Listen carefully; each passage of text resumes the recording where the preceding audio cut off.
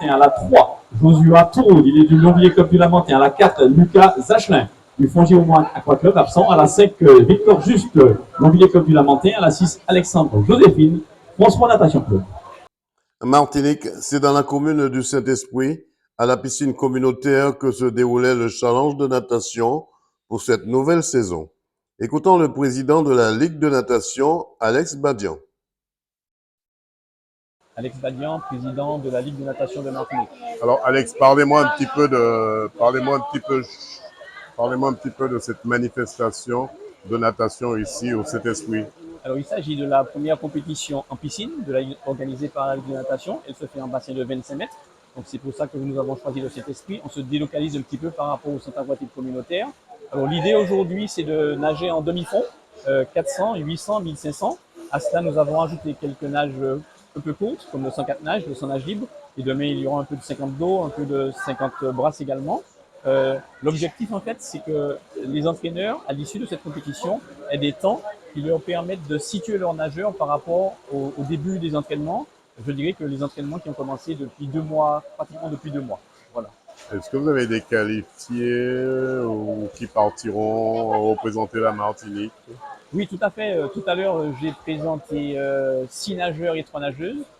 Ces nageurs font partie de la sélection AGF, donc Antilles-Guyane française, Martinique, Guadeloupe, Guyane, qui défendront les couleurs de notre AGF à Dunkerque les 15 et 16 décembre prochains. Il s'agit de la Coupe de France des départements qui vont se faire juste après les championnats de France Benjamin, qui eux vont se faire du 12 au 14 décembre, toujours à Dunkerque. Qu'est-ce qu'on peut vous souhaiter, Alex Badian, président? Ah ben, que nous ayons beaucoup plus de licenciés que l'année dernière, ça sera déjà pas mal. Et puis nous avons notre élection, notre assemblée générale élective samedi prochain. Donc les présidents voteront parce que les présidents ont la main sur les votes. Hein. Et donc on verra si je suis reconduit ou pas. Ça sera samedi prochain à l'IMS à partir de 8h du matin. On peut dire que là, vous aurez l'épée de Damoclès à nouveau. Ben, on verra, on verra. Moi, je suis tranquille, hein, on verra. Donc, il y a 22 candidats, il y a 14 places, plus un médecin.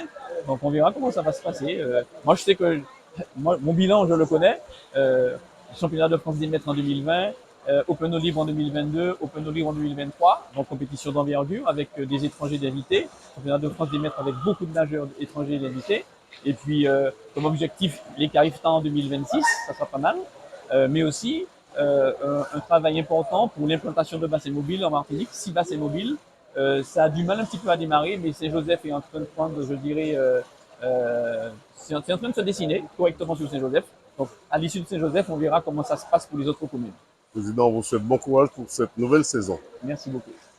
Voilà, après 2 mois, une nouvelle saison qui débute sur les chapeaux de roue pour nos jeunes nageurs, toutes catégories, avec la participation de tous les clubs de natation et la préparation de la Coupe de France du département avec 6 nageurs et 3 nageuses qui iront défendre les couleurs des Antilles très bientôt. Puis, l'Assemblée générale prévue à l'IMS le 26 octobre prochain. Reportage Daniel Diaz, 100% Sport, KMT Télévision.